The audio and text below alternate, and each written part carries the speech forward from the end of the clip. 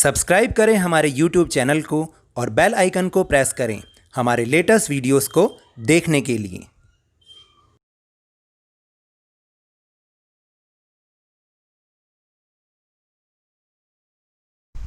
सभी को नमस्कार। एक ज़रूरी इन्फॉर्मेशन। मुझे लगता है कि मेरी बहुत सारी वीडियोस की नोटिफिकेशंस आप तक नहीं पहुंच पा रही, क्योंकि मेरा भी एक और अकाउंट है जिस पर वो नोटिफिकेशंस आती ही नहीं है। तो इसलिए आप सभी से रिक्वेस्ट है कि एक बार लवनीश सर की क्लास चैनल पर जाएं और ये चेक कर लें कि आपने नोटिफिकेशन का बेल आइकन सही ढंग से प्रेस किया है या नहीं। अगर किया है तो उसको आप ऑल यानी ALL पर सेट कर दीजिए ताकि आपको नोटिफिकेशंस मिलती रहें। और इसके साथ ही अगर फिर भी नोटिफिकेशन ना मिले तो आप दिन में 2 या 4 घंटे में एक बार ज़रूर जाकर लवनीश सर की क्लास चैनल पर जाकर ये चेक कर लें कि क्या हमने कोई और लेटेस्ट वीडियो अपडेट किया है या नहीं, क्योंकि मैं हर 2 या 4 घंटे में अपना एक वीडियो उस पर अपडेट करता हूँ। तो आप वहाँ पर जाइए और उस वीडियो को देखकर बहुत सारा फ़ायदा लीजिए और इससे फिर मेरी मेहनत भी सफल हो जाएगी। Thank you. Hello and welcome to Lovneesh sir की class. This is directorate of education GNCT of Delhi's worksheet number 4, and it is only for class 6 student. It has taken from the subject social science, and we will understand the chapter 1, the earth in the solar system, and today's topic is universe, galaxy and asteroids. So let's start and understand with me.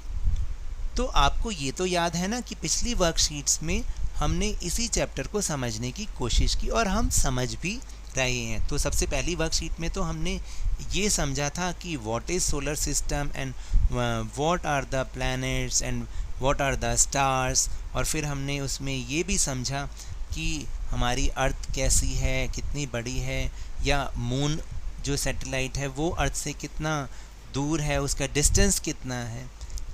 तो इस worksheet में अब हम समझेंगे कि universe, Galaxy, ये सारे बड़े बड़े वर्ड्स हैं और एस्टेरॉइड्स क्या चीज़ हैं। तो चलिए शुरू करते हैं। In the previous worksheets you have understood about the solar system, यानी पिछली वर्कशीट में आपने ये जाना कि सोलर सिस्टम क्या होता है। The earth on which we live is a part of the solar system and the solar system is a part of universe. तो देखा आपने कि जिस अर्थ पर हम रहते हैं वो हमारे इस सोलर सिस्टम का एक पार्ट है, एक छोटा सा पार्ट है, और हमारा ये सोलर सिस्टम एक यूनिवर्स का पार्ट है।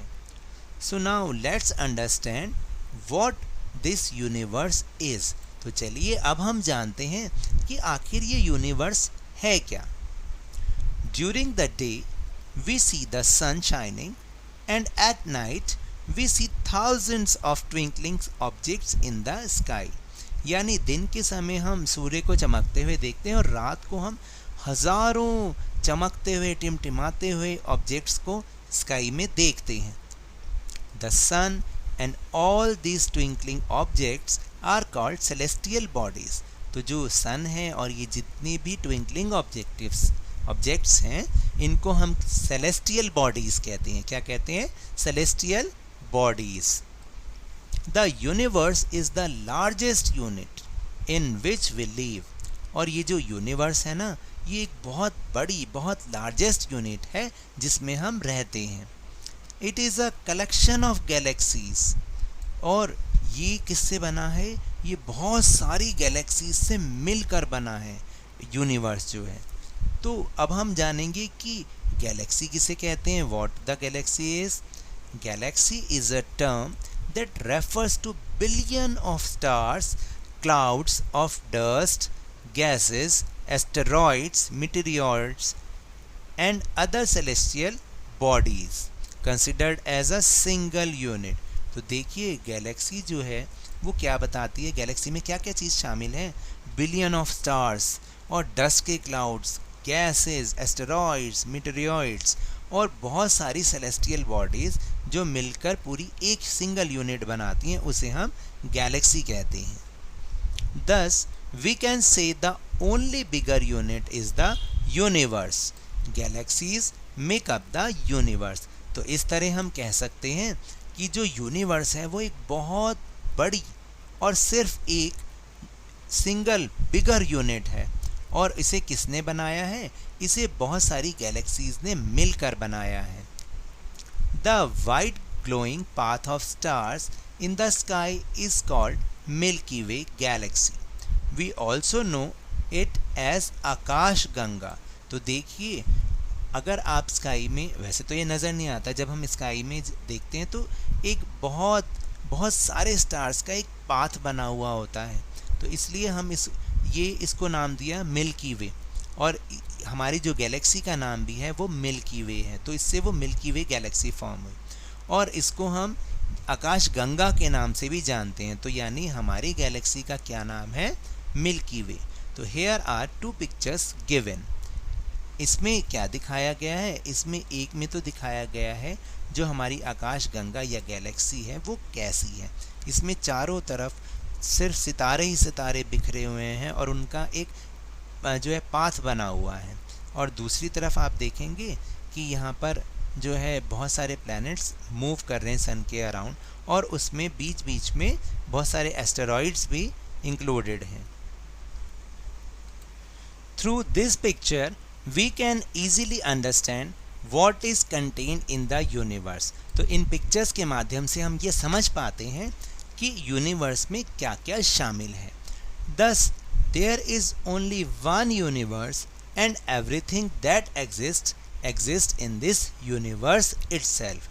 तो इससे पता चला कि हमारा सिर्फ और सिर्फ एक ही यूनिवर्स है और जो भी चीज़ एग्जिस्ट करती है वो सब की सब इस यूनिवर्स में शामिल है, इस यूनिवर्स का हिस्सा है।